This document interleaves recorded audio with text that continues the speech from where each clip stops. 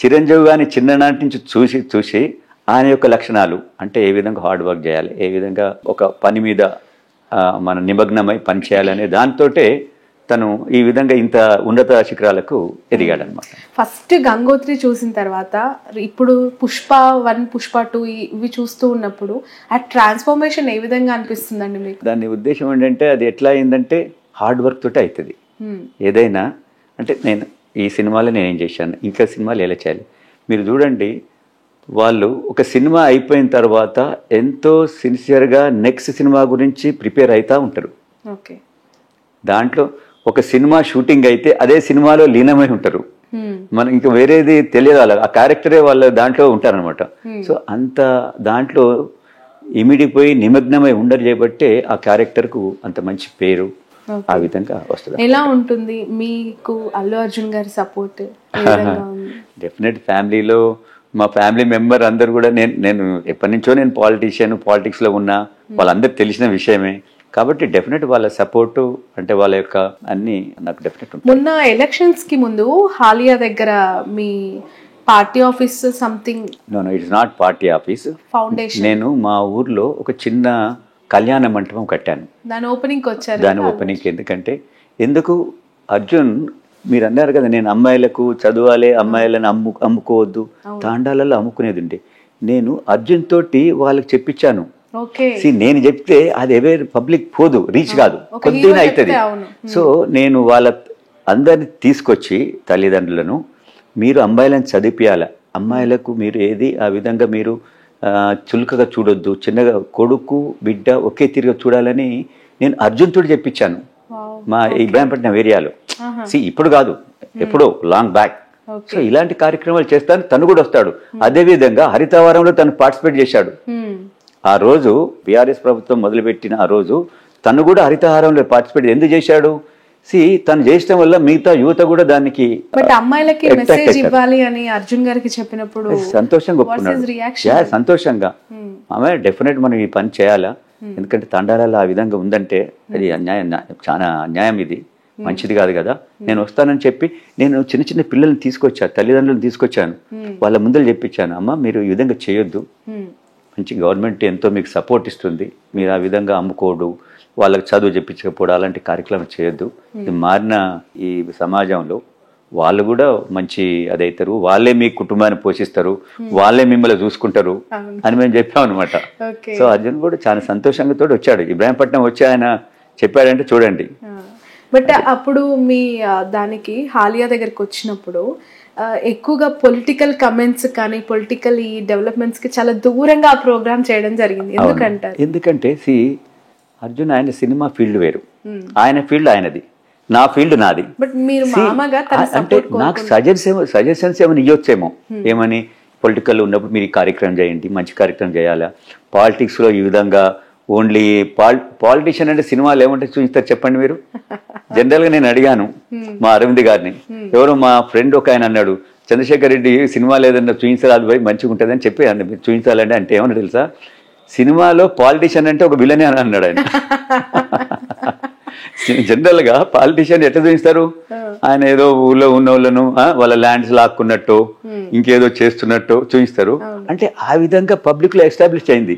మీరు కూడా నన్ను ఏమంటుండ్రు, ఎంత సాఫ్ట్ గా ఉంటే ఎట్లా అని చాలా మంది అంటారు, మీరే కాదు. నేనన్నా అంటే పాలిటిషియన్ అనగానే రౌడిజమే చేయాలనా, ల్యాండ్ గ్రాబే చేయాలనా, అది పోవాలి కదా. సో అదే అందుకని ఆయన ఫీల్డ్ వేరు, ఆయన సినిమాలు అది దాంట్లో తను తన యొక్క ఏమంటారు వాళ్ళను ప్రొఫెషనల్గా దాంట్లో ఆయన ఉంటాడు. నేను నా యొక్క ప్రొఫెషన్ పాలిటిక్స్లో నేను సమాజానికి ఎట్ట సేవ చేయాలి, తను తన ఫ్యాన్స్ని ఏ విధంగా అలరించాలి, అంతే కదా.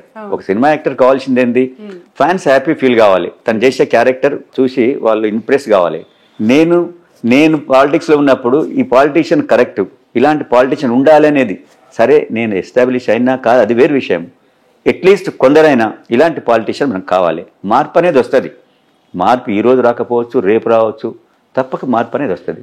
సో నా ఫీల్డ్లో నేను ఏ విధంగా నిబద్ధతతో ఉంటానో తను కూడా తన ఫీల్డ్ అంత నిబద్ధతతోటి ఆ యొక్క దాంట్లో ఉంటాడు అనమాట. ఏమైనా సజెషన్స్ ఇచ్చారా పార్టీ మార్పు అనే అంశం పైన చెప్పినప్పుడు కానీ జాయిన్ అయిన? నేను పార్టీ మారుతున్నారు కూడా నేను చెప్పలేదు. తను ఇక్కడ కూడా లేడు, ఓకే నవ్ ఈజ్ ఇన్ అబ్రాడ్లో ఉన్నాడు. సో నేను యాక్చువల్గా నేను మామూలుగా ఉన్నప్పుడు మా కాంగ్రెస్ లీడర్లు నన్ను అప్రోచ్ అయ్యిండ్రు. చంద్రశేఖర్ రెడ్డి గారు ఈ విధంగా అవుతున్నారు, మీలాంటి మీరు కాంగ్రెస్ వాది, మీరు ఈ పార్టీలు ఏంటి, మీరు రావాలి, ఈ విధంగా చాలా మంది ఇప్పుడు వస్తున్నారు అంటే నేను అప్పటికప్పుడు నేర్చుకొని సీఎం గారిని కలిశాను.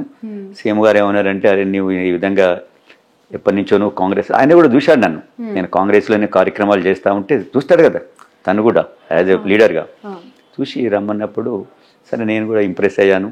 డెఫినెట్ సరే ఏదైతే మనకు కరెక్టు అది ప్లాట్ఫాము, ఇది ఈ ఫ్యామిలీ ఈ పార్టీలో నేను ఇమ్మడలేనని చెప్పి నేను దాంట్లో జాయిన్ కావడం. ఓకే, మీ పాపకి తెలుసా మీరు పార్టీ? నా డాటర్ తెలుస్తుంది కదా. ఓకే, తనేమన్నారు, తన రియాక్షన్? అన్న నీ ఇష్టం అన్న, నువ్వు ఏది మంచిగా అనిపిస్తుంటే ఆ పని చెయ్యి.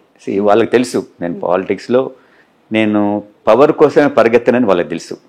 నేను ఏది చేసినా కూడా, నేను ఇప్పుడు కాలేజ్ నడిపినా కూడా చాలా సిస్టమేటిక్. నేను కాంట్రాక్టర్ను, సివిల్ కాంట్రాక్టర్ను. నేను కాంట్రాక్ట్ చేసేటప్పుడు కూడా ఈరోజు రిటైర్డ్ అయిన ఇంజనీర్లు, చీఫ్ ఇంజనీర్లు అయిన వాళ్ళు కూడా ఈ రోజు దాకా కూడా అంటారు, అక్కడ వర్క్ చేసినా కూడా చాలా సిస్టమేటిక్ నేను చేసేది. నేను వర్క్ చేస్తుందంటే ఇంజనీర్ అనుకునేది ఇది 100% ఇది క్వాలిటీ వర్క్ అవుతుంది, ఇంకా మేము దీన్ని ఇన్స్పెక్షన్ కూడా చేయొచ్చు. ఈరోజు చూస్తున్నాం కదా మనం, మేడిగడ్డ, ఆ గడ్డ, ఈ గడ్డ, అది ఆ విధంగా. అంటే కాంట్రాక్టర్ చేసేటప్పుడు కూడా నేను అంత నిబద్ధతతోటి నేను చేసేవాడిని. ఈవెన్ నేను కాలేజ్ నడిపినా కూడా నిబద్ధతతో నడుపుతాను. నేను పాలిటిక్స్లో కూడా విలువలు పాటిస్తాను.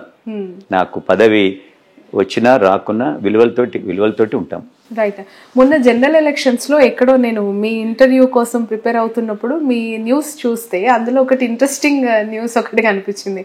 అరుణమ్మ గారిది ఓటు గల్లంత అయింది అని చెప్పి, మీ వైఫ్ ఓటు మొన్న ఎన్నికల్లో గల్లంత అయింది అని చెప్పి వార్త, నిజమేనా? అంటే నేను అప్పుడు ఎలక్షన్ నా ఓటు వేసినాను, నేను అప్పుడు ఇన్ఛార్జ్ FNCC దగ్గరికి తను వచ్చి లైన్ లో నిల్చున్న తర్వాత ఓటు వేయడానికి వెళ్తే అందులో తన మేడం పేరు లేదు అని చెప్పి వెనక్కి వచ్చేసినట్టు అందులో ఉంది సారాంశం.